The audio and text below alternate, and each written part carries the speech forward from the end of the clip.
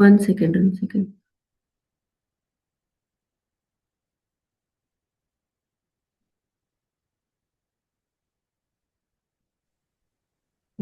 Okay. ನಮಸ್ಕಾರ. ಎಲ್ಲ ಧ್ಯಾನ ಬಂಧುಗಳಿಗೂ ಪ್ರೀತಿಪೂರ್ವಕ ನಮಸ್ಕಾರಗಳು. ಮೊಟ್ಟ ಮೊದಲಿಗೆ ನಮ್ಮ ಪ್ರೀತಿಯ ಗುರುಗಳಾದ ಬ್ರಹ್ಮರ್ಷಿ ಪಿತಾಮಹ ಸುಭಾಷ್ ಪತ್ರಿಜಿಯವರಿಗೂ, ಮಾತಾ ಸ್ವರ್ಣಮಾಲಾ ಅಮ್ಮನವರಿಗೂ, ನಮಗೆ ಜನ್ಮ ನೀಡಿದ ತಂದೆ ತಾಯಿಯರಿಗೂ ವಂದಿಸುತ್ತಾ ಇವತ್ತಿನ ಸತ್ಸಂಗವನ್ನು ಪ್ರಾರಂಭ ಮಾಡೋಣ. 2-3 ದಿನಗಳಿಂದ ಮರಣಾನಂತರ ಎಲ್ಲಿ ಹೋಗ್ತೀವಿ, ಏನಾಗುತ್ತೆ ಎಂಬುದರ ಬಗ್ಗೆ ವಿವರವಾಗಿ ತಿಳ್ಕೊಂಡು ಬರ್ತಾ ಇದ್ದೀವಿ. ನಿನ್ನೆ ಸರ್ ಅಂತೂ ತುಂಬ ಅದ್ಭುತವಾಗಿ ತಿಳಿಸಿದ್ದಾರೆ. ಇವತ್ತು ನಾವು ನಮ್ಮ ಗುರುಗಳು ಕಡತಾಳ್ ಧ್ಯಾನ ಮಹಾಚಕ್ರ 4 2013ರಲ್ಲಿ ಅವರು ಒಂದು ಮರಣಾನಂತರ ಜೀವನದ ಬಗ್ಗೆ ವಿವರಿಸ್ತಾ ಏನು ಹೇಳಿದ್ದಾರೆ ಎಂಬುದನ್ನು ನೋಡೋಣ. ಅವರು ಆ ಮರಣಾನಂತರ ಒಂದು ನಮಗೆ ಸಿಗುವ ಜ್ಞಾನವನ್ನು ಸರಸ್ವತಿ ಜ್ಞಾನ ಅಂತ ಹೇಳಿದ್ದಾರೆ. ಅದು ಯಾವ ಥರ ಹೇಳಿದ್ದಾರೆ ಎಂಬುದನ್ನು ನೋಡೋಣ. ಈ ಒಂದು ವಿಡಿಯೋದಲ್ಲಿ ಸರ್ ಎಲ್ಲರನ್ನು my dear friends, my dear masters, my dear co creators, my dear ಬ್ರಹ್ಮದೇವಾಸ್, ಮೈ ಡಿಯರ್ ವಾಯುಪುತ್ರಾಸ್, ಮೈ ಡಿಯರ್ ಸರಸ್ವತಿ ಪುತ್ರಾಸ್, my dear pyramid masters and my dear ಪ್ರಕೃತಿ ಪುತ್ರಾಸ್ ಅಂತ ಇಷ್ಟೂ ನಮಗೆ ಒಂದು ಸಂಬೋಧನೆಯಿಂದ ಕರೀತಾ ಇದ್ದಾರೆ ನಮ್ಮನ್ನಂದ್ರೆ ಎಲ್ಲ ಒಂದು ಜ್ಞಾನವನ್ನು ಪಡ್ಕೊಂಡವರು ನೀವು ಎಂಬ ಒಂದು ಸೂಚನೆಯನ್ನು ಇಲ್ಲಿ ನಮಗೆ ಕೊಟ್ಟಿದ್ದಾರೆ. ಈ ಪಿರಮಿಡ್ ಮಾಸ್ಟರ್ಸ್ ಅಂದ್ರೆ ಎಲ್ಲವನ್ನು ತಿಳ್ಕೊಳ್ತಾ ಬರುವವರು ಅಂತ ಹೇಳಿ. ಇಲ್ಲಿ ಸರಸ್ವತಿ ಜ್ಞಾನ ಅಂದ್ರೆ ಏನು ಅಂದ್ರೆ ಈ ಸರಸ್ವತಿ ನದಿಗೆ ಹೋಲಿಸಿದ್ದಾರೆ. ಸರಸ್ವತಿ ನದಿ ಎಂಬುದು ಈಗ ನಮಗೆ ಗೊತ್ತಿದೆ, ಈ ಪ್ರಯಾಗ್ ರಾಜ್ ಅಂತ ಇದೆ ಅಲ್ವಾ, ಅಲ್ಲಿ ತ್ರಿವೇಣಿ ಸಂಗಮ ಅಂತ ಇದೆ ಅಲ್ವಾ, ಅಲ್ಲಿ ಆ ತ್ರಿವೇಣಿ ಸಂಗಮದಲ್ಲಿ 3 ನದಿಗಳು ಒಟ್ಟಾಗಿ ಸೇರುವ ಜಾಗ. ಇಲ್ಲಿ ಏನಾಗುತ್ತೆ ಅಂದ್ರೆ ಈ 3 ನದಿಗಳು ಈ ಗಂಗಾ, ಯಮುನಾ ಮತ್ತೆ ಸರಸ್ವತಿ ಅಂತ. ಗಂಗಾ ಯಮುನಾ ನದಿಗಳು ಅಲ್ಲಿ ಕಾಣಲಿಕ್ಕೆ ಕಾಣಿಸುತ್ತವೆ, ಆದರೆ ಸರಸ್ವತಿ ನದಿಯು ಗುಪ್ತಗಾಮಿನಿಯಾಗಿ ಬಂದು ಸೇರ್ಕೊಳ್ತಾಳೆ ಅಂತ ಇಲ್ಲಿ ಒಂದು ಪ್ರತೀತಿ ಇದೆ. ಅದು ಎಲ್ಲರೂ ನಂಬ್ತಾ ಇದ್ದಾರೆ ಅದನ್ನೇ. ಗುಪ್ತಗಾಮಿನಿ ಅಂದ್ರೆ ಏನು? ಭೂಮಿಯ ಒಳಗಡೆಯಿಂದ ಹರಿದು ಬಂದು ಅಲ್ಲಿ ಸೇರ್ಕೊಳ್ತಾಳೆ ಅಂತ. ಅದೇ ತರ ಸರಸ್ವತಿ ಜ್ಞಾನ ಎಂಬುದು ನಮಗೆ ಈ ಲೋಕದಲ್ಲಿ ತಿಳಿಯದೇ ಇರುವ ಜ್ಞಾನ, ಅಂದ್ರೆ ನಾವು ಸತ್ತ ಮೇಲೆ ಏನಾಗುತ್ತೆ ಎಂಬ ಒಂದು ಜ್ಞಾನವನ್ನು ಇಲ್ಲಿ ಸರಸ್ವತಿ ಜ್ಞಾನ ಅಂತ ಹೇಳಿದ್ದಾರೆ. ಇದು ಆಧ್ಯಾತ್ಮಿಕವಾಗಿ ಕೂಡ ಸರಸ್ವತಿ ನದಿ ಕೇವಲ ಭೌತಿಕ ನದಿಯಾಗಿ ಮಾತ್ರವಲ್ಲದೆ ಆಂತರಿಕ ಜ್ಞಾನದ ಸಂಕೇತ ಅಂತ ಇಲ್ಲಿ ಹೇಳ್ತಾರೆ. ಕಣ್ಣಿಗೆ ಕಾಣಿಸದ ಜ್ಞಾನವನ್ನು ಇಲ್ಲಿ ಸರಸ್ವತಿ ಜ್ಞಾನ ಅಂತ ಹೇಳ್ತಾರೆ. ಸರಸ್ವತಿ ಅಂದ್ರೆ ಜ್ಞಾನದ ದೇವತೆ. ಭೌತಿಕ ಕಣ್ಣಿಗೆ ಕಾಣಿಸಲ್ಲ, ಆದರೆ ಸಾಧನೆ ಮತ್ತು ಧ್ಯಾನದ ಮೂಲಕ ಅನುಭವಕ್ಕೆ ಬರುವುದೇ ಸರಸ್ವತಿ ತತ್ವ ಅಂತ ಇಲ್ಲಿ ಹೇಳ್ತಾರೆ. ಮತ್ತೆ ಈ ಮಾನವ ಶರೀರದಲ್ಲಿ 3 ನಾಡಿಗಳು, ಪ್ರಮುಖ ನಾಡಿಗಳಿರುತ್ತವೆ: ಇಡ, ಪಿಂಗಳ ಮತ್ತು ಸುಷುಮ್ನ ನಾಡಿ ಅಂತ. ಇಡ, ಪಿಂಗಳ ಎಂಬುದು ಗಂಗಾ ಯಮುನಾಕ್ಕೆ ಹೋಲಿಸಿದ್ದ, ಗಂಗಾ ನದಿ ಯಮುನಾ ನದಿಗೆ ಹೋಲಿಸಿದ್ದಾರೆ. ಈ ಸುಷುಮ್ನ ನಾಡಿಯನ್ನು ಸರಸ್ವತಿ ನದಿಗೆ ಹೋಲಿಸಿದ್ದಾರೆ. ಅಂದ್ರೆ ಸುಷುಮ್ನ ನಾಡಿಯು ಗುಪ್ತಗಾಮಿನಿಯಾಗಿ ಗುಪ್ತವಾಗಿದೆ, ಅದು ಕಾಣಿಸುವುದಿಲ್ಲ. ಧ್ಯಾನದ ಮೂಲಕ ಜಾಗೃತಗೊಳ್ಳುತ್ತಂತೆ, ಆಗ ಮನುಷ್ಯನಿಗೆ ಆತ್ಮಜ್ಞಾನ ಮತ್ತು ಬ್ರಹ್ಮಜ್ಞಾನ ಸಿಗುತ್ತೆ ಅಂತ ಒಂದು ಈ ಸರಸ್ವತಿ ನದಿ, ಸರಸ್ವತಿ ತತ್ವ ಅಥವಾ ಸರಸ್ವತಿ ಜ್ಞಾನದ ಬಗ್ಗೆ ಇಲ್ಲಿ ಒಂದು ಉಲ್ಲೇಖ ಇದೆ. ಇಲ್ಲಿ ಅದೇ ತರ ಇಲ್ಲಿ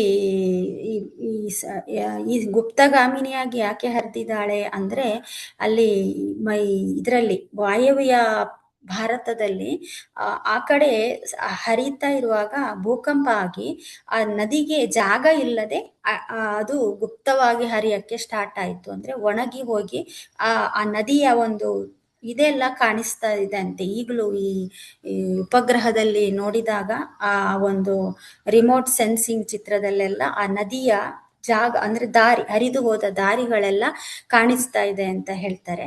ಆಮೇಲೆ ಈ ಇದು 4,000 ವರ್ಷಗಳ ಹಿಂದೆ ಈ ಭೂಕಂಪ ಸಂಭವಿಸಿ ಈ ಹಿಮಾಲಯದ ಹಿಮಪಾತದಿಂದ ಎಲ್ಲ ಎಷ್ಟೋ ನದಿಗಳು ದಾರಿಯನ್ನು ಬದಲಾಯಿಸಿದವಂತೆ.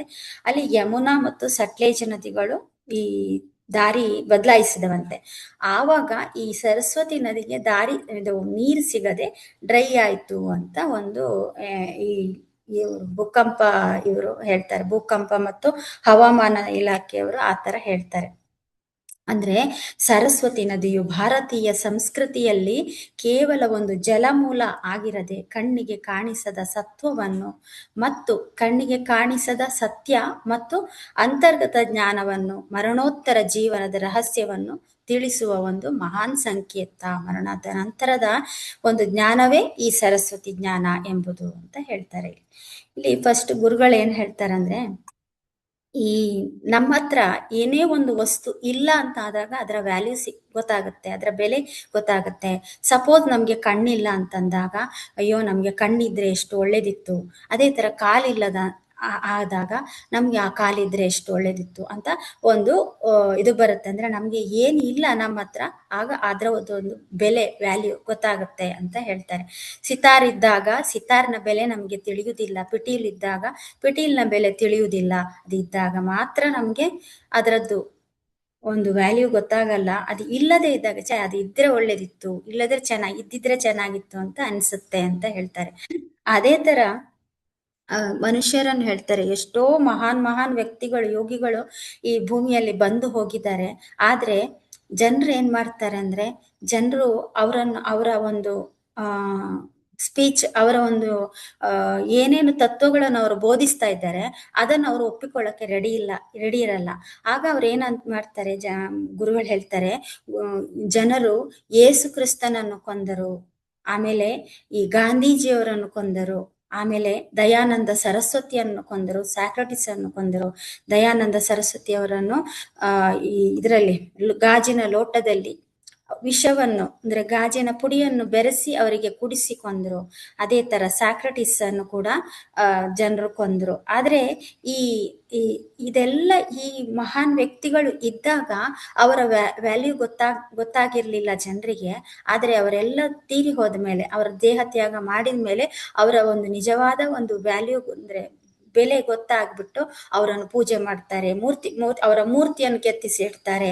ಆಮೇಲೆ ಅವರು ಸತ್ತ ನಂತರ ಗುಡಿಗಳನ್ನು ಕಟ್ಟಿಸ್ತಾರೆ. ಆದ್ರೆ ಜೀವಂತ ಇದ್ದಾಗ ಯಾರೂ ಅವರ ಬೆಲೆಯನ್ನು ತಿಳಿಯುವುದಿಲ್ಲ ಅಂತ ಹೇಳ್ತಾರೆ ಗುರುಗಳು.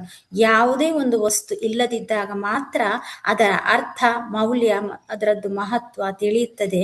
ಇಲ್ಲಿ ಇದೆಲ್ಲ ಯಾಕೆ ಗುರುಗಳು ಉದಾಹರಣೆ ಕೊಟ್ಟಿದ್ದಾರೆ ಅಂದ್ರೆ, ನಮ್ಮ ಈ ಒಂದು ಶರೀರ, ಈ ದೇಹದ ಬಗ್ಗೆ ಆ ಮಹತ್ವವನ್ನು ತಿಳಿಸುವುದಕ್ಕೋಸ್ಕರ ಈ ಎಲ್ಲ ಉದಾಹರಣೆಗಳನ್ನು ಗುರುಗಳು ಕೊಟ್ಟಿದ್ದಾರೆ. ಅಂದ್ರೆ ಇಲ್ಲಿ ದೇಹ ಇಲ್ಲ ಅಂತ ಅಂದಿಟ್ಟುಕೊಳ್ಳಿ, ನಾವು ಮೇಲಿನ ಲೋಕಗಳಿಗೆ ಹೊರಟು ಹೋಗ್ತೇವೆ. ಅಂದ್ರೆ ದೇಹ ತ್ಯಾಗ ಮಾಡಿ ನಾವು ಮೇಲಿನ ಲೋಕಕ್ಕೆ ಹೋದಾಗ ಅಲ್ಲಿ ಗೊತ್ತಾಗುತ್ತೆ ನಮ್ಮ ಭೌತಿಕ ದೇಹದ ಬೆಲೆ.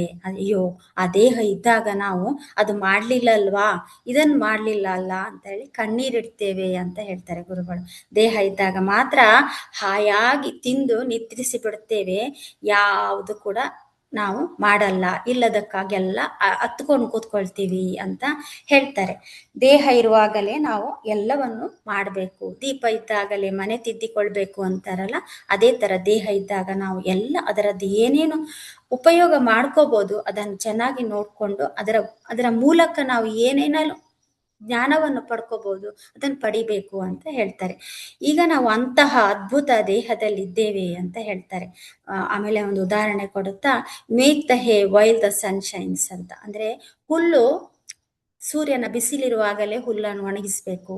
ಅದು ಕತ್ತಲಾದ್ಮೇಲೆ ಆಗುತ್ತಾ? ಇಲ್ಲ. ಮಳೆ ಬಂದಾಗ ಆಗುತ್ತಾ? ಇಲ್ಲ.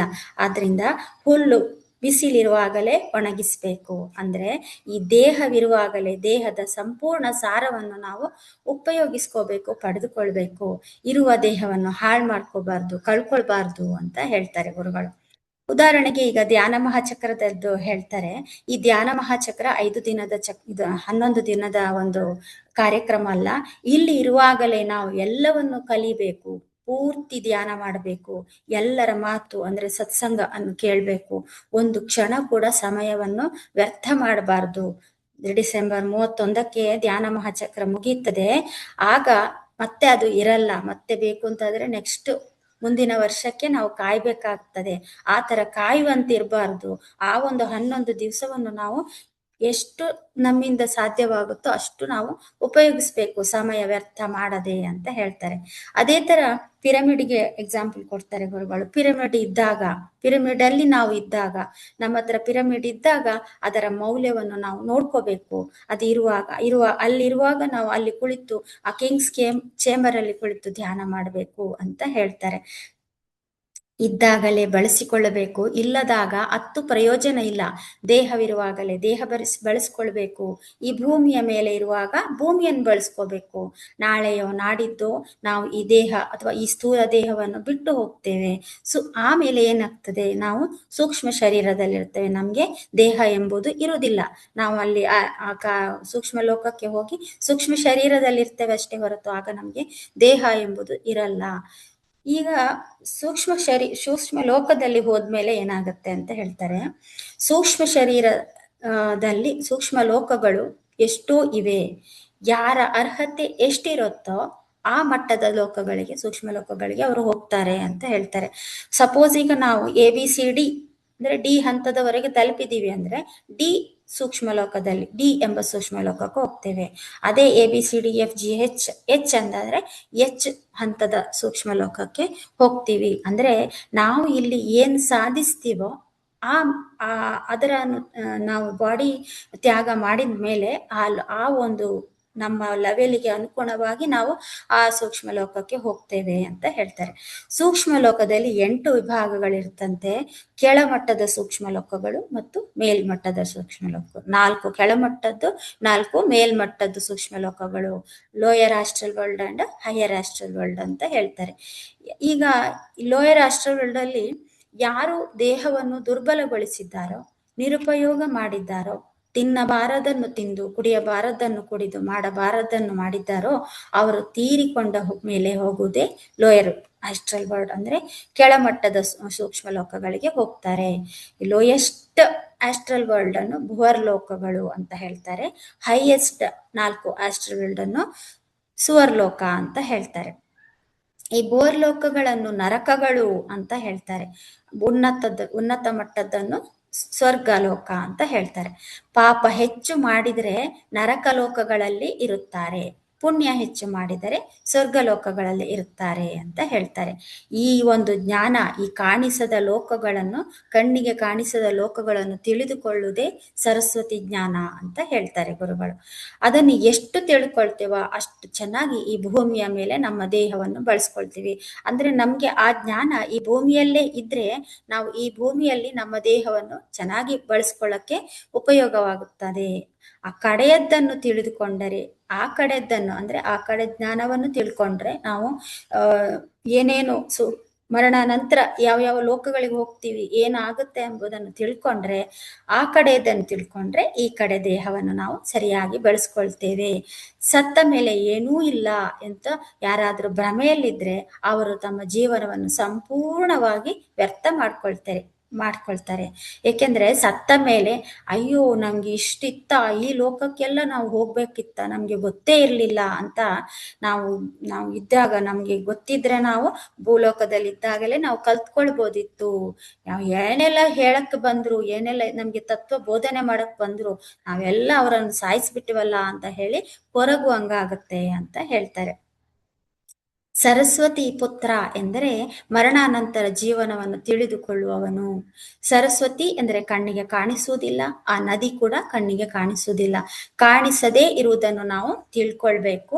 ನಾವು ಕಾಣಿಸದ ಲೋಕಗಳಿಗೆ ಹೊರಟಿದ್ದೀವಿ. ಈಗ ಹೊರಟಾಗ ಅವನು ಹೋದ ಅಂತ ಹೇಳ್ತಾರೆ. ಎಲ್ಲಿಗೆ ಹೋದ? ಭೂಲೋಕವನ್ನು ಬಿಟ್ಟು ಭುವರ್ಲೋಕಕ್ಕೋ ಸ್ವರ್ಗಲೋಕಕ್ಕೋ ಹೋಗ್ತಾನೆ ಅಂತ ಹೇಳ್ತಾನೆ.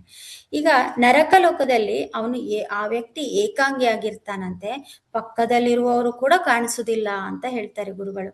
ಎಲ್ಲ ಕಡೆ ಕತ್ಲೆ ಇರ್ತದೆ, ಅಲ್ಲಿ ಏಕಾಂಗಿ ಆಗಿರ್ತಾನೆ ಅವನು, ಆ ಪಕ್ಕದಲ್ಲಿ ಇದ್ದವನು ಕೂಡ ಅವರಿಗೆ ಕಾಣಿಸೋದಿಲ್ಲ.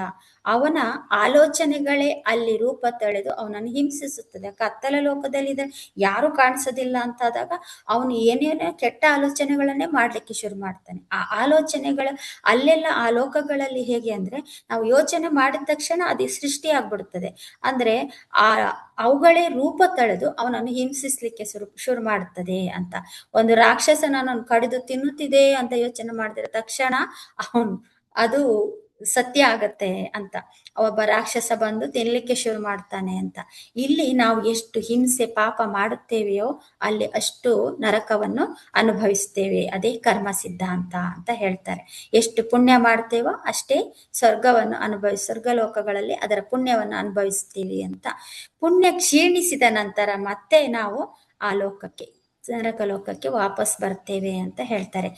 ಇಲ್ಲಿ ಒಂದು ಶ್ಲೋಕ ಹೇಳ್ತಾರೆ ಭಗವದ್ಗೀತೆದು, ತೇತ್ವಂ ಭುಕ್ತ್ವಾ ಸ್ವರ್ಗಲೋಕಂ ವಿಶಾಲಂ ಕ್ಷೀಣೆ ಪುಣ್ಯೆ ಮರ್ತ್ಯಲೋಕಂ ವಿಂಶತಿ ಏವಂ ತ್ರಯಿ ಧರ್ಮ ಮನುಪ್ರಪನ್ನ ಗತಾಗತಂ ಕಾಮ ಲಭಂತೆ ಅಂತ. ಅಂದ್ರೆ ಮನುಷ್ಯನು ತನ್ನ ಪಾಪ ಪುಣ್ಯಗಳ ಫಲವಾಗಿ ವಿಶಾಲವಾದ ಸ್ವರ್ಗಲೋಕವನ್ನು ಅನುಭವಿಸ್ತಾರೆ. ಆದ್ರೆ ಆ ಪುಣ್ಯ ಅವನು ಎರಡೂ ಮಾಡ್ತಾನೆ. ಭೂಲೋಕದಲ್ಲಿರುವಾಗ ಪುಣ್ಯನೂ ಮಾಡ್ತಾನೆ, ಪಾಪನೂ ಮಾಡ್ತಾನೆ. ಆ ಪುಣ್ಯ ಎಲ್ಲ ತೀರಿದ ಮೇಲೆ ಅವನು ಮತ್ತೆ ಮೃತ್ಯುಲೋಕಕ್ಕೆ ಬರ್ತಾನೆ. ಮೃತ್ಯುಲೋಕ ಅಂದ್ರೆ ಭೂಲೋಕಕ್ಕೆ ವಾಪಸ್ ಬರ್ತಾನೆ. ಹೀಗೆ ಆ ಕಾಮನೆಗಳನ್ನು ಇಟ್ಟುಕೊಂಡು ವೇದೋಕ್ತ ಮಂತ್ರ ಕರ್ಮಗಳನ್ನು ಮಾಡುವವರು ಜನನ ಮರಣಗಳ ಇದರಲ್ಲಿ ಸಿಲ್ಕಾಕೊಂಡು ಬಿಡ್ತಾರೆ ಅಂತ ಹೇಳ್ತಾರೆ. ಒಳ್ಳೇದು ಮಾಡ್ಬೇಕಂದಿದ್ಯೋ, ಆದ್ರೆ ನೀನು ಒಳ್ಳೇದ್ ಮಾಡ್ಬೇಕು ಅಂತ ಅನ್ಕೋತೀಯ, ಆದ್ರೆ ಎಲ್ರನ್ನು ಕೊಲ್ತೀಯ. ಗಾಂಧೀಜಿಯನ್ನು ಕೊಂದೆ, ದಯಾನಂದ ಸರಸ್ವತಿಯನ್ನು ಕೊಂದೆ, ಯೇಸು ಕ್ರಿಸ್ತನನ್ನು ಕೊಂದೆ, ಸಾಕ್ರಟಿಸನ್ನು ಕೊಂದೆ, ಎಲ್ಲರನ್ನು ಕೊಲೆ ಮಾಡಿ ಏನ್ ಮಾಡ್ತೀನಿ ನೀನು? ನರಕಕ್ಕೆ ಹೋಗಿ ಅನುಭವಿಸುತ್ತೀಯ. ಒಳ್ಳೆಯದನ್ನು ಮಾಡಿದ್ರೆ ಮಾತ್ರ ಸ್ವರ್ಗಕ್ಕೆ ಹೋಗ್ತೀಯಾ ಅಂತ ಹೇಳ್ತಾರೆ. ಕೆಟ್ಟದು ಮಾಡಿದ್ರೆ ನರಕ, ಒಳ್ಳೆಯದು ಮಾಡಿದ್ರೆ ಸ್ವರ್ಗ, ಮತ್ತೆ ಇಲ್ಲಿಗೆ ಭೂಲೋಕಕ್ಕೆ ಬರ್ತೀಯಾ ಅಂತ ಹೇಳ್ತಾರೆ. ಇದು ಪ್ರತಿ ಸಾರಿನೂ ಅದನ್ನು ಗುರುಗಳು ಅಷ್ಟು ಹೈಲೈಟ್ ಮಾಡಿ ಹೇಳ್ತಾರೆ. ಪುನರಪಿ ಜನನಂ ಪುನರಪಿ ಮರಣಂ. ಪಾಪ ಪುಣ್ಯಗಳ ಒಂದು ಲೆಕ್ಕಾಚಾರದಲ್ಲಿ ನಿನ್ನ ಜನ್ಮವು ನಿರ್ಧಾರವಾಗ್ತದೆ ಅಂತ ಹೇಳ್ತಾರೆ. ಆಮೇಲೆ ಎಲ್ಲ ಪ್ರತಿ ಸಾರಿ ಒಳ್ಳೇದು ಸ್ವಲ್ಪ ಸ್ವಲ್ಪ ಒಳ್ಳೇದು ಮಾಡ್ಕೊಂಡು ಕಾರಣ ಲೋಕಕ್ಕೆ ನೀವು ಹೋಗ್ತೀರಾ ಅಂತ ಹೇಳ್ತಾರೆ ಗುರುಗಳು. ನನ್ನೊಂದಿಗೆ ಇದು ಆಮೇಲೆ ಈ ಲೋಕಗಳು ಹೇಳ್ತಾರೆ: ಭೂಲೋಕ, ಭುವರ್ಲೋಕ, ಸುವರ್ಲೋಕ, ಜನಲೋಕ, ಮಹಾಲೋಕ, ತಪೋಲೋಕ ಮತ್ತೆ ಸತ್ಯಲೋಕಗಳು ಇವೆ. ಈ ಸತ್ಯಲೋಕದಲ್ಲಿ ಹೆಂಗಿರ್ತಾರೆ ಅಂದ್ರೆ ಜನರು ಈ ಸಂಪೂರ್ಣವಾಗಿ ಸತ್ಯವನ್ನ ಅರಿತಿರ್ತಾರೆ ಅವರು. ಅದೇ ಎಕ್ಸಾಂಪಲ್ ಯೇಸು, ಬುದ್ಧ, ಮಹಾವೀರ, ಇಂಥ ಎಷ್ಟೋ ಲಕ್ಷಾಂತರ ಜನಗಳು ಸತ್ಯಲೋಕದಲ್ಲಿ ಇರ್ತಾರೆ. ಅವರೆಲ್ಲ ದೊಡ್ಡ ಮರಗಳಂತೆ ಅಂತ ಎಕ್ಸಾಂಪಲ್ ಹೇಳ್ತಾರೆ. ಅವರು ಹೋಲಿಸ್ತಾರೆ, ಮರಗಳಿಗೆ ಹೋಲಿಸ್ತಾರೆ. ಅಂದ್ರೆ ವಿಶಾಲವಾಗಿ ಹರಡಿದ ಒಂದು ಮರ ಯಾವ ತರ ಇರುತ್ತೆ ಅದೇ ತರ ಅವರು ಅಷ್ಟು ಜ್ಞಾನವನ್ನು ಪಡ್ಕೊಂಡು ಅಲ್ಲಿ ಇರ್ತಾರೆ ಅಂತ. ಅವರಿಂದ ಬೀಜಗಳನ್ನು ತೆಗೆದು ಈ ಕಾರಣ ಲೋಕದಲ್ಲಿ ಇಡ್ತಾರಂತೆ. ಆ ಬೀಜಗಳೇ ಅಂಶಾತ್ಮಗಳು ಅಂತ ಹೇಳ್ತಾರೆ. ನಾವು ದೊಡ್ಡವರಾದ ಮೇಲೆ ಮಗುವಿಗೆ ಜನ್ಮ ನೀಡಿ ಶಾಲೆಗೆ ಕಳಿಸಿದಂತೆ, ಅಂದ್ರೆ ಆ ಪೂರ್ಣಾತ್ಮಗಳು, ಅಂದ್ರೆ ಸತ್ಯಲೋಕದಲ್ಲಿರುವ ಆತ್ಮಗಳೆಲ್ಲ ಪೂರ್ಣಾತ್ಮಗಳು. ಆ ಪೂರ್ಣಾತ್ಮಗಳು ಅವುಗಳ ಬೀಜಗಳನ್ನು ಕಾರಣ ಇದರಲ್ಲಿ ಇರ್ತಾರೆ, ಕಾಸಲ್ ವರ್ಲ್ಡ್ ಅಲ್ಲಿ ಇಟ್ಟ ಮೇಲೆ ಈಗ ನಾವು ಶಾಲೆಗೆ ಕಳಿಸ್ತೀವಲ್ವಾ ಮಕ್ಕಳನ್ನು ದೊಡ್ಡದಾದ್ಮೇಲೆ, ಅದೇ ತರ ಆ ಲೋಕದಿಂದ, ಕಾರಣ ಲೋಕದಿಂದ ಭೂಲೋಕಕ್ಕೆ ಆ ಆತ್ಮಗಳನ್ನು ಕಳಿಸ್ತಾರೆ. ಅಂದ್ರೆ ಪಾಠ ಕಲೀಲಿಕ್ಕೆ ಕಳಿಸ್ತಾರೆ. ನಾವು ಹೇಗೆ ಶಾಲೆಗೆ ಮಕ್ಕಳನ್ನು ಕಳಿಸ್ತೇವೋ ಅದೇ ಲೋಕ, ಅದೇ ತರ ಶಾಲೆ ಎಂಬುದು ಇಲ್ಲಿ ಭೂಲೋಕಕ್ಕೆ ಮಕ್ಕಳನ್ನು ಕಳಿಸ್ತಾರೆ ಅಂತ ಹೇಳ್ತಾರೆ. ಅಲ್ಲಿಂದ ಕಲಿತರೆ ಮೇಲೆ ಲೋಕಕ್ಕೆ ಹೋಗ್ತವೆ, ಕಲಿಯದಿದ್ದರೆ ಮತ್ತೆ ಅದೇ ತರಗತಿಗೆ ಹಿಂತಿರುಗುತ್ತವೆ. ಅಲ್ಲಿ ಕರೆಕ್ಟಾಗಿ ಜ್ಞಾನ ಸಂಪಾದನೆ ಮಾಡಿದರೆ ಮಾತ್ರ ಮೇಲಿನ ಲೋಕಕ್ಕೆ ಹೋಗ್ತಾರೆ, ಇಲ್ಲದಿದ್ರೆ ಮತ್ತೆ ವಾಪಸ್ ಅಲ್ಲೇ ಉಳ್ಕೊಳ್ತಾರೆ ಅಂತ. ಆಮೇಲೆ ಕಾರಣ ಲೋಕಕ್ಕೆ ಹೋದಾಗ ಮತ್ತೆ ಕಾರಣ ಲೋಕಕ್ಕೆ ಹೋದಾಗ ಸ್ನೇಹಿತರು ಮಾರ್ಗದರ್ಶಕರೊಂದಿಗೆ ಕುಳಿತು ಚರ್ಚೆ ಮಾಡ್ತೀವಂತೆ ನಾವು. ನಾನು ಯಾಕೆ ಭೂಲೋಕಕ್ಕೆ ಹೋದೆ ಅಂತ, ಏನ್ ಮಾಡಿ ಬಂದೆ, ಏನ್ ಅನುಭವಿಸಿದೆ, ಅಯ್ಯೋ ನಾನು ಸರಿಯಾಗಿ ಮಾಡಬೇಕಿತ್ತು, ನಾನು ಚೆನ್ನಾಗಿ ಎಕ್ಸಾಂಪಲ್ ಕೊಡ್ತಾರೆ, ಮತ್ತೆ ಕ್ರಿಕೆಟ್ ಇದ್ದು ಗುರುಗಳು, ಮತ್ತೆ ಬ್ಯಾಟಿಂಗ್ ಚೆನ್ನಾಗಿ ಮಾಡ್ಬೋದಿತ್ತು, ನಾನು ಔಟ್ ಆದೆ, ಫಸ್ಟ್ ಬಾಲಿಗೆ ಔಟ್ ಆದೆ ಅಂತ ಹೇಳಿ ಎಲ್ಲ ಪಶ್ಚಾತ್ತಾಪ ಪಟ್ಟು ಇನ್ನೂ ಚೆನ್ನಾಗಿ ಆಡ್ಬೇಕು, ನನಗೆ ಇನ್ನೊಂದು ಅವಕಾಶ ಬೇಕು ಅಂತ ಹೇಳಿ ಸರಿಯಾಗಿ ಕೊಳಲು ಬಾರಿಸಿರ್ಲಿಲ್ಲ ನಾನು, ಪಿಟೀಲು ಬಾರಿಸಿರ್ಲಿಲ್ಲ ನಾನು ಸರಿಯಾಗಿ ಮಾಡಬೇಕು, ಮತ್ತೆ ಕಲಿಬೇಕು ಅಂತ ಹೇಳಿ ಮತ್ತೆ ಪುನಃ ನಮ್ಮ ಪ್ರತಿಭೆಯನ್ನು ಸಾಣೆ ಹಿಡಿಯಲು ಮತ್ತೆ ಭೂಲೋಕಕ್ಕೆ ಮರಳುತ್ತೇವೆ ಅಂತ ಹೇಳ್ತಾರೆ. ಯಾವ ಕೆಲಸ ಮಾಡಿದರೂ ಮನಸ್ಸು ಏಕಾಗ್ರತೆಯಲ್ಲಿ ಇದ್ರೆ ಮಾತ್ರ ಅದೇ ಯೋಗ ಕರ್ಮಸು ಕೌಶಲಂ. ಅಂದ್ರೆ ಯೋಗ ಅಂದ್ರೆ ಈ ಮನಸ್ಸನ್ನು ಒಂದು ಸ್ಥಿಮಿತದಲ್ಲಿ ಅಂದ್ರೆ ಆ ಒಂದೇ ಕಡೆ ಏಕಾಗ್ರತೆಗೊಳಿಸಿಬಿಟ್ಟು ನಾವು ಕೆಲಸ ಮಾಡಿದ್ರೆ ಎಲ್ಲ ಕೆಲಸವೂ ಕೂಡ ನೈಪುಣ್ಯತೆ ಬರುತ್ತೆ.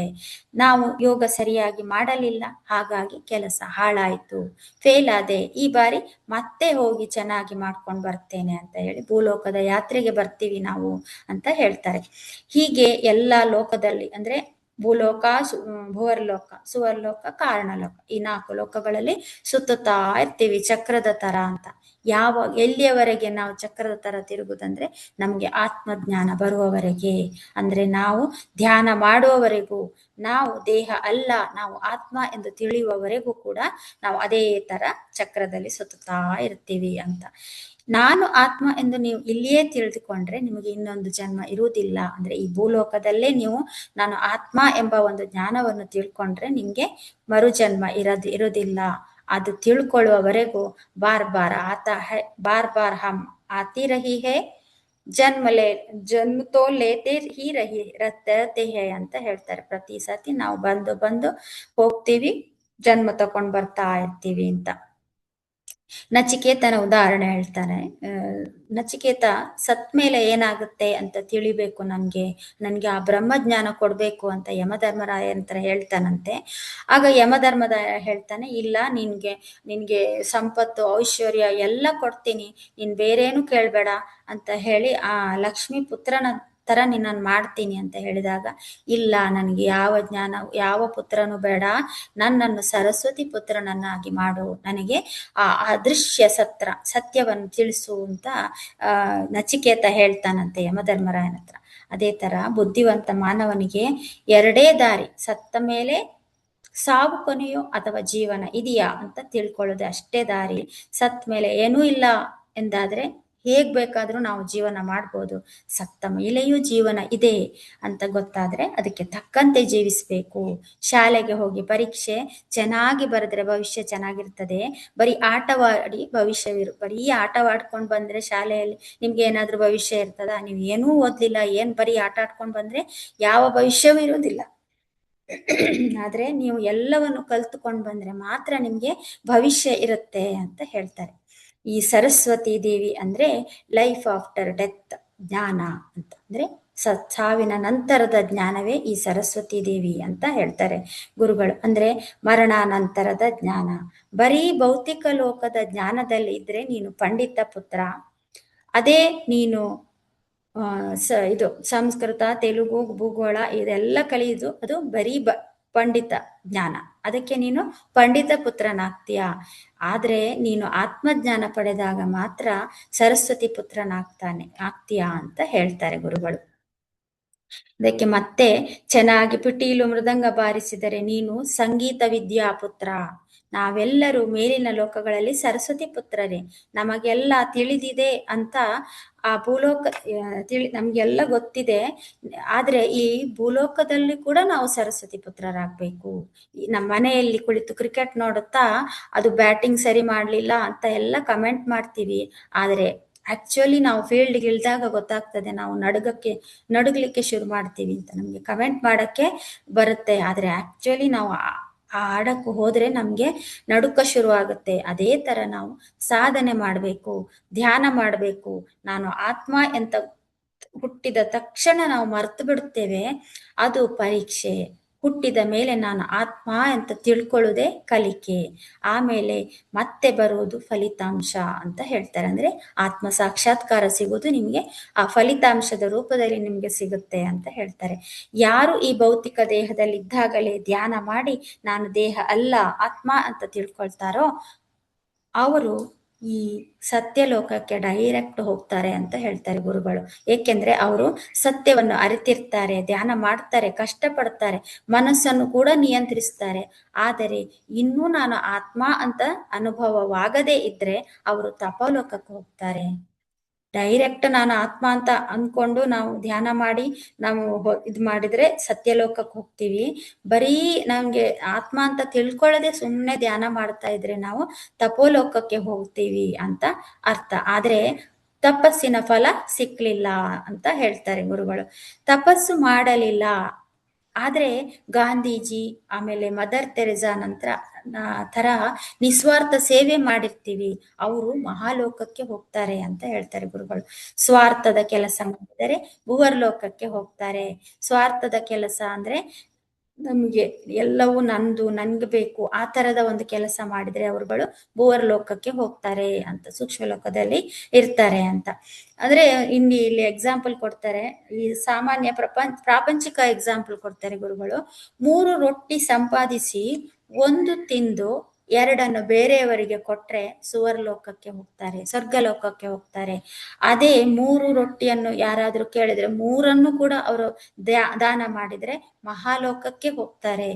ದಾನ ಮಾಡಿ ಸತ್ಯವನ್ನು ಅನುಭವಿಸಿದ್ದಾರೆ, ಧ್ಯಾನ ಮಾಡಿ ಸತ್ಯವನ್ನು ಅನುಭವಿಸಿದವರು, ಸತ್ಯ ತಿಳ್ಕೊಂಡವರು ಸತ್ಯಲೋಕಕ್ಕೆ ಹೋಗ್ತಾರೆ ಅಂತ ಹೇಳ್ತಾರೆ.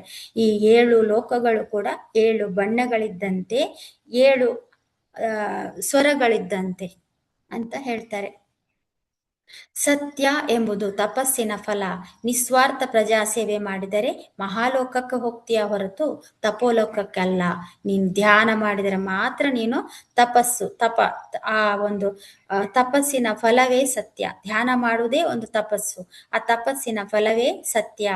I am a co creator, ನಾನು ಕೂಡ ಒಂದು ಸಹ ಸೃಷ್ಟಿಕರ್ತ ಎಂಬುದನ್ನು ತಿಳ್ಕೊಂಡ್ರೆ ಮಾತ್ರ ನೀನು ಸರಸ್ವತಿ ಪುತ್ರನಾಗ್ತೀಯ. ಅಹಂ ಬ್ರಹ್ಮಾಸ್ಮಿ ಅಂತ ಒಂದು ತಿಳ್ಕೊಳ್ಳಕ್ಕೆ ನಿನ್ಗೆ ಸಾಧ್ಯ. ಅಂದ್ರೆ life after death through your experience, ಅಂದರೆ ಮರಣದ ನಂತರ ನೀನು ಏನಾಗುತ್ತೆ ಎಂಬುದು ಧ್ಯಾನ ಮಾಡಿ ಎಕ್ಸ್ಪೀರಿಯನ್ಸ್ ಪಡ್ಕೊಂಡ್ರೆ ನೀನು ಸರಸ್ವತಿ ಪುತ್ರನಾಗ್ತೀಯ ಅಂತ ಹೇಳ್ತಾರೆ.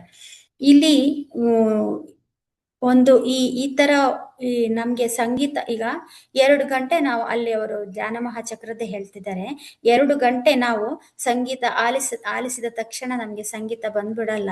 ಪಿಟೀಲ್ ಬಾರಿಸದ ಅವರು ಏನ್ ಬಾರಿಸ್ತಾರೆ, ಅವ್ರು ಹೆಂಗೆ ನುಡಿಸ್ತಾರೆ ಅದೇ ತರ ನಾವು ನುಡಿಸಲು ಕಲಿಬೇಕು. ಭಗವದ್ಗೀತೆ ಪ್ರವಚನ ಕೇಳಿದ ತಕ್ಷಣ ಆತ್ಮಜ್ಞಾನಿಗಳಾಗ್ಲಿಕ್ಕೆ ಸಾಧ್ಯವಿಲ್ಲ. ಶ್ರವಣ ಮೊದಲ ಹಂತ, ಆಮೇಲೆ ಕೇಳಿಸ್ಕೊಳ್ತೀವಿ ಫಸ್ಟ್, ಆಮೇಲೆ ನಾವು ಸ್ವತಃ ಸಾಧನೆ ಮಾಡಬೇಕು. ಯೇಸು ಬುದ್ಧ ಪರಮಶಿವ ತಿಳಿದುಕೊಂಡರು, ನಾವು ಕೂಡ ತಿಳಿದುಕೊಳ್ಬೇಕು. ಅದಕ್ಕಾಗಿಯೇ ನಾವು ಈಗ ಜನ್ಮ ತಳೆದಿದ್ದೀವಿ. ಈಗ ಭೂಮಿಗೆ ಬರ್ಲಿಕ್ಕೆ 100 ಜನ ಸಾಲಿನಲ್ಲಿ ಇರ್ತಾರೆ, ಅಲ್ಲಿ ಕೇವಲ 5 ಗರ್ಭಗಳು ಮಾತ್ರ ಇರ್ತವೆ. ಹೊಸದಾಗಿ ಗಂಡ ಹೆಂಡತಿ ಮದುವೆ ಆಗಿರ್ತಾರೆ, ಅವರಿಗೆ ಮಗು ಹುಟ್ಟಲಿದೆ ಅಂತ ಹೇಳಿ ಗೊತ್ತಾದ ತಕ್ಷಣ ರಿಸರ್ವೇಶನ್ ಸ್ಟಾರ್ಟ್ ಆಗುತ್ತೆ ಅಂತ. ಆ 5 ಗರ್ಭಕ್ಕೆ ಕೂಡ ಕ್ಯೂ ಇರುತ್ತಂತೆ. 100 ಜನ ಇರ್ತಾರೆ ಕ್ಯೂ ಅಲ್ಲಿ, ಬಟ್ ಸಿಗೋದು 5 ಗರ್ಭ. ಅಂದ್ರೆ ಎಷ್ಟು ಸಮಯ ಕಾಯ್ಬೇಕು ಅಂತ ನೀವೇ ಯೋಚನೆ ಮಾಡ್ಬೇಕು. ಆದ್ದರಿಂದ ಈ ದೇಹ ಎಷ್ಟು ಮಹತ್ವದ್ದು ಅಂತ ಹೇಳಿ ನೀವು ಇದರ ಮಹತ್ವ ತಿಳಿದುಕೊಳ್ಬೇಕು ಅಂತ ಹೇಳ್ತಾರೆ. ದೇಹ ಮುಪ್ಪಾಗಿ ಮುದುಕರಾದ ಮೇಲೆ ನಮ್ಗೆ ಸಾಧನೆ ಮಾಡಕ್ಕೆ ಸಾಧ್ಯ ಇದೆಯಾ ಅಂತ ಕೇಳ್ತಾರೆ ಗುರುಗಳು. ಇನ್ನೊಂದು ಹೇಳ್ತಾರೆ, ಶಂಕರಾಚಾರ್ಯರದ್ದು ಭಜಗೋವಿಂದಂನಲ್ಲಿ, ಬಾಲಸ್ತವಾತ್ ಕ್ರೀಡಾಸಕ್ತಃ, ತರುಣಸ್ತಾವತ್ ತರುಣೀಸಕ್ತಃ, ವೃದ್ಧಸ್ತಾವತ್ ಚಿಂತಾಸಕ್ತಃ, ಪರಮೇ ಬ್ರಹ್ಮಣಿ ಕೋಪಿನಾಸಕ್ತಃ ಅಂತ. ಅಂದ್ರೆ ಬಾಲ್ಯದಲ್ಲಿ ಈ ನಮ್ಗೆ ಬರೀ ಆಟ ಪಾಠಗಳು ಮಾತ್ರ ಬೇಕು, ಅದೇ ಯೌವನದಲ್ಲಿ ಮೋಹ ಬೇಕು, ವೃದ್ಧಾಪ್ಯದಲ್ಲಿ ಬರೀ ಚಿಂತೆ. ಹಾಗಾದ್ರೆ ನಾವು ಬ್ರಹ್ಮನ ಕುರಿತು ಆ ಬ್ರಹ್ಮ ಜ್ಞಾನದ ಕುರಿತು ಯಾವಾಗ ಯೋಚನೆ ಮಾಡುವುದು ಅಂತ ಕೇಳ್ತಾರೆ. ಶಂಕರಾಚಾರ್ಯರು. ಮತ್ತೆ ಮಾ ಕುರು ಧನಂಜಯ ಯೌವನ ಗರ್ವಂ ಹರತಿ ನಿಮೇಷಾದ್ ಕಾಲ ಸರ್ವಂ ಮಾಯಾಮಯಮಿದ ಮಖಿಲಂ ಹಿತ್ವಾ ಬ್ರಹ್ಮ ಪದಂ ತ್ವಂ ಪ್ರವಿಶ ವಿದಿತ್ವ ಅಂತ ಇನ್ನೊಂದು ಹೇಳ್ತಾರೆ. ಅಂದ್ರೆ ಸಂಪತ್ತು, ಈ ನಮ್ಮ ಹತ್ರ ಧನ, ಜನ, ಯೌವನ, ಗರ್ವ ಎಂಬ ಒಂದು ಯಾವ ಒಂದು ಗರ್ವವು ಪಡಬಾರ್ದು. ಅಂದ್ರೆ ಆಪ್ತ ಜನ ಬಳಗ ಹಾಗೂ ಯೌವನದ ಬಗ್ಗೆ ಹೆಮ್ಮೆ ಮತ್ತು ಅಹಂಕಾರ ಪಡಬಾರ್ದು. ಏಕೆಂದ್ರೆ ಕಾಲ ಎಂಬುದು ಕಣ್ಣು ಮುಚ್ಚಿ ತೆಗೆಯುವುದರ ಒಳಗಡೆ ಇದೆಲ್ಲವನ್ನು ಕಸಿದುಕೊಂಡು ಬಿಡುತ್ತದೆ. ಮಾಯೆಯಿಂದ ಕೂಡಿದ ಇಡೀ ಸಂಸಾರ ಪ್ರಪಂಚವನ್ನು ಕ್ಷಣಿಕ ಎಂದು ತಿಳಿದು ಇದನ್ನು ತೊರೆದು ಅಂದ್ರೆ ಆಸಕ್ತಿಯನ್ನು ಬಿಟ್ಟು ಬ್ರಹ್ಮ ಸತ್ಯವನ್ನು ತಿಳಿದುಕೊಂಡ್ರೆ ಆ ಬ್ರಹ್ಮ ಪದವನ್ನು ಪ್ರವೇಶಿಸಬಹುದು ಅಂತ ಹೇಳಿ ಶಂಕರಾಚಾರ್ಯರು ಹೇಳ್ತಾರೆ. ಆತ್ಮಜ್ಞಾನ ಪಡೆದ್ರೆ ಯೌವನ ಕರಗುವುದಿಲ್ಲ ಅಂತ ಹೇಳ್ತಾರೆ. ಬಾಲ್ಯ, ಯೌವನ, ವೃದ್ಧಾಪ್ಯ ಎಲ್ಲ ಬರುವುದು ಈ ಪ್ರಾಪಂಚಿಕ ಜೀವನದಲ್ಲಿ. ಆತ್ಮಜ್ಞಾನ ಎಂಬುದನ್ನು ನೀವು ತಿಳ್ಕೊಂಡ್ರೆ ನಿಮಗೆ ಕಂಟಿನ್ಯೂಸ್ ಯೌವನವೇ ಇರುತ್ತೆ, ಯೌವನ ಕರಗುವುದೇ ಇಲ್ಲ ಅಂತ ಹೇಳ್ತಾರೆ. ಒಂದು ಕೊಳಲನ್ನು ಎಕ್ಸಾಂಪಲ್ ಕೊಟ್ಕೊಂಡು, ಈ ಕೊಳಲು ಎಷ್ಟು ಸಮಯ ಇರುತ್ತೆ? ಇದನ್ನು ಒಡೆದು ಹಾಕದೇ ಇದ್ರೆ 1000 ವರ್ಷ ಕೂಡ ಇರುತ್ತೆ. ಅದೇ ತರ ನಮ್ಮ ಈ ದೇಹವನ್ನು ನಾವು ಚೆನ್ನಾಗಿ ಕಾಪಾಡ್ಕೋಬೇಕು. ಜಾಗರೂಕತೆಯಿಂದ ಇರದಿದ್ರೆ ಕ್ಯಾನ್ಸರ್, BP ಬಂದು ದೇಹ ನಾಶವಾಗುತ್ತದೆ. ಪಿಟೀಲು ತಬಲವನ್ನು 20-30 ವರ್ಷ ಕಾಪಾಡಿದಂತೆ ನಾವು ಈ ದೇಹವನ್ನು ಸಾವಿರಾರು ವರ್ಷ ಕಾಪಾಡ್ಕೋಬಹುದು ಅಂತ ಹೇಳ್ತಾರೆ. ಗುರುಗಳು ಹೇಳ್ತಾರೆ, ನಾನು ಈ ದೇಹದಲ್ಲಿ ಆ ಟೈಮಲ್ಲಿ ಹೇಳಿದ್ದು 2095 ಇಸ್ವಿಯವರೆಗೂ ಇರ್ತೇನೆ. ಯಾಕೆಂದ್ರೆ 2095ನೇ ಇಸ್ವಿಯಲ್ಲಿ ಪ್ರತಿಯೊಬ್ಬರು ಗೌತಮ ಬುದ್ಧರೇ ಆಗ್ತಾರೆ. ಆಗ ನಮ್ಗೆ ಯಾವ ಕೆಲಸ ಕೂಡ ಇರುವುದಿಲ್ಲ, ಎಲ್ಲ ಕ್ಷಣಾರ್ಧದಲ್ಲಿ ಇಲ್ಲಿಂದ ಅದೃಶ್ಯರಾಗ್ಬೋದು ಅಂತ ಹೇಳ್ತಾರೆ. ಆಗ ಶಂಕರಾಚಾರ್ಯರು ಒಂದು ದೇಹ ತ್ಯಾಗ ಮಾಡಿದ ಒಂದು ಟೈಮ್ ಅನ್ನು ಹೇಳ್ತಾರೆ. ಅವರು ತಮ್ಮ ದೇಹ ತ್ಯಾಗ ಮಾಡಿದಾಗ ಎಲ್ಲರನ್ನು ಕರೆದು ಅವರು ನೋಡ್ತಾ ಇದ್ದಂತೆ ಅದೃಶ್ಯ ಆಗಿದ್ರಂತೆ. ಅದೇ ತರ ಇಲ್ಲಿ ಇನ್ನೊಬ್ರು ಕಾರ್ಲೋಸ್ ಕಾಸ್ಟನಡ ಅಂತ ಇದ್ದಾರೆ. ಅವರ ಗುರು ಡಾನ್ ಜುವಾನ್ ಅಂತ. ಅವರು ಮತ್ತೆ ಒಬ್ರು ಗುರು ಅಲ್ಲದೆ ಇನ್ನೂ 14 ಗುರುಗಳಿದ್ರಂತೆ. ಆ 14 ಗುರುಗಳು ಕೂಡ ತಮ್ಮ ಶಿಷ್ಯರಿಗೆ ಎಲ್ಲವನ್ನು ಕಲಿಸಿ ನಾವು ಹೊರಡ್ತಾ ಇದ್ದೀವಿ ಅಂತ ಹೇಳಿಬಿಟ್ಟು ಎಲ್ರು ನೋಡ್ತಾ ಇದ್ದಂಗೆಯೇ ಅಲ್ಲಿ ನಕ್ಷತ್ರಗಳಾಗಿ ಆಕಾಶಕ್ಕೆ ಹೊರಟು ಹೋದ್ರು. ಅಂದ್ರೆ ಅಷ್ಟು ನಮ್ಗೆ ಆತ್ಮಜ್ಞಾನವನ್ನು ಪಡ್ಕೊಂಡ್ರೆ ನಾವು ಏನ್ ಬೇಕಾದ್ರೂ ಸಾಧಿಸ್ಬೋದು ಅಂತ ಹೇಳ್ತಾರೆ. ಈ ದೇಹದಿಂದ ಏನೆಲ್ಲ ಕಲಿಯಬಹುದು? ದೇಹದ ಮಹತ್ವ ಬೆಲೆ ಕಟ್ಟಲಾಗದ್ದು. ಪ್ರತಿ ಕ್ಷಣವೂ ಬಳಸ್ಕೋಬೇಕು ದೇಹ ಅಷ್ಟು ಚೆನ್ನಾಗಿ ಕಾಪಾಡ್ಕೊಳ್ಳಿ ದೇಹವನ್ನು ಅಂತ ಹೇಳ್ತಾರೆ. ದೇಹ ಹೋದ್ಮೇಲೆ ನೀವು ಅತ್ರೆ ಪ್ರಯೋಜನವಿಲ್ಲ. ಇರುವಾಗಲೇ ಶ್ರದ್ಧೆಯಿಂದ ಧ್ಯಾನ ಮಾಡಿ ಪುಸ್ತಕಗಳನ್ನು ಓದಿ ಜ್ಞಾನ ಪಡೆಯಿರಿ ಅಂತ ಹೇಳ್ತಾರೆ ಗುರುಗಳು. ನಾವು ಏನನ್ನು ಸಂಕಲ್ಪಿಸುತ್ತೇವೆಯೋ ಅದನ್ನು ಸಾಧಿಸ್ತೇವೆ. ಬಸ್ ಕಂಡಕ್ಟರ್ ಆಗ್ಬೇಕಂದ್ರೆ ಬಸ್ ಕಂಡಕ್ಟರ್ ಆಗ್ತೀವಿ. ಅದೇ ತರ IAS ಆಫೀಸರ್ ಆಗಿ ನಾವು ಜಿಲ್ಲಾಧಿಕಾರಿಯೂ ಕೂಡ ಆಗಬಹುದು. ಧ್ಯಾನ ಮಹಾಚಕ್ರಕ್ಕೆ ಬರಬೇಕು ಅಂತ ಸಂಕಲ್ಪ ಮಾಡ್ಕೊಂಡ್ರೆ ಎಲ್ಲೆಲ್ಲಿಂದ ಬೇಕಾದ್ರೂ ನಾವು ಎಲ್ಲಿದ್ರೂ ಕೂಡ ನಾವು ಅದಕ್ಕೆ ಅಟೆಂಡ್ ಆಗಬಹುದು ಅಂತ ಹೇಳ್ತಾರೆ. ಸತ್ತ ಮೇಲಿನ ಜೀವನ ಎಷ್ಟು ತಿಳಿದುಕೊಳ್ಳುತ್ತೇವೆಯೋ ಸಾವಿನ ಮುಂಚಿನ ಜೀವನವೂ ಕೂಡ ಅಷ್ಟೇ ಅದ್ಭುತ ಆಗಿರ್ತದೆ. ಸತ್ಸಂಗತ್ವೇ ನಿಸ್ಸಂಗತ್ವಂ, ನಿಸ್ಸಂಗತ್ವೇ ನಿರ್ಮೋಹತ್ವಂ, ನಿರ್ಮೋಹತ್ವೇ ನಿಶ್ಚಲ ಚಿತ್ತಂ, ನಿಶ್ಚಲ ಚಿತ್ತೇ ಜೀವನ್ಮುಕ್ತಿ ಅಂತ. ಅಂದ್ರೆ ಒಳ್ಳೆಯವರ ಸಂಘ ಮಾಡೋದ್ರಿಂದ ಕೆಟ್ಟ ಆಸೆಗಳು ಹೋಗುತ್ತವೆ. ವಿಷಯಾಸಕ್ತಿಗಳು, ಕೆಟ್ಟ ಆಸಕ್ತಿಗಳು ದೂರವಾದಾಗ ಅಜ್ಞಾನ ಮತ್ತು ಮೋಹ ನಶಿಸಿ ಹೋಗುತ್ತದೆ. ಆ ಮೋಹ ಇಲ್ಲ ಅಂತಾದಾಗ ಮನಸ್ಸು ಚಂಚಲತೆಯನ್ನು ಬಿಟ್ಟು ಪರಮಾತ್ಮನಲ್ಲಿ ಸ್ಥಿರವಾಗುತ್ತದೆ. ಅದೇ ಮನಸ್ಸು ಪರಮಾತ್ಮನಲ್ಲಿ ನಿಶ್ಚಲವಾಗಿ ನಿಂತಾಗ ಮನುಷ್ಯನ ಅವನ ಜೀವಿತ ಕಾಲದಲ್ಲೇ ಮುಕ್ತಿಯನ್ನು ಪಡೆಯಲಿಕ್ಕೆ ಸಾಧ್ಯ ಇದೆ ಅಂತ ಹೇಳ್ತಾರೆ. ಈ ಸತ್ಯದ ಸಾಂಗತ್ಯವೇ ಸತ್ಸಂಗ. ಆತ್ಮನೊಂದಿಗೆ ಇರುವುದೇ ಸತ್ಸಂಗ, ಧ್ಯಾನ, ಸ್ವಾಧ್ಯಾಯ, ಸಜ್ಜನ ಸಾಂಗತ್ಯ. ಈ ಮೂರನ್ನು ನಾವು ಮಾಡಿದ್ರೆ ಮರಣೋತ್ತರ ಜೀವನ ಬಗ್ಗೆ ತಿಳಿಸುವ ಲೋಬ್ಸಾಂಗ್ ರಾಂಪ, ಸಿಲ್ವಿಯಾ ಬ್ರೌನ್ ಅವರಂತ ಮಾಸ್ಟರ್ ಅವರುಗಳು ಬರೆದಂತ ಪುಸ್ತಕವನ್ನು ಓದಿದರೆ ನಾವು ನಿಜವಾಗಿಯೂ ಸರಸ್ವತಿ ಪುತ್ರ ಆಗ್ತೀವಿ. ಈ ಸರಸ್ವತಿ ಜ್ಞಾನವನ್ನು ಪಡ್ಕೊಂಡು ನಾವು ಜೀವಿತದಲ್ಲಿ ಇದ್ದಾಗಲೇ ಮೋಕ್ಷವನ್ನು ಪಡೆಯಲಿಕ್ಕೆ ಸಾಧ್ಯ ಇದೆ ಅಂತ ಹೇಳಿ ಗುರುಗಳು ತುಂಬಾ ಅದ್ಭುತವಾಗಿ ಈ ಒಂದು ವಿಡಿಯೋದಲ್ಲಿ ಹೇಳಿದ್ದಾರೆ. ಇಲ್ಲಿಗೆ ಇವತ್ತಿನ ಒಂದು ಸೆಷನ್ ಮುಗಿಸೋಣ ಮಾಸ್ಟರ್ಸ್. ಅವಕಾಶ ನೀಡಿದ PSSM ಮೈಸೂರು ವೇದಿಕೆಗೆ ಹೃತ್ಪೂರ್ವಕ ಧನ್ಯವಾದಗಳು. Thank you madam. Thank you masters.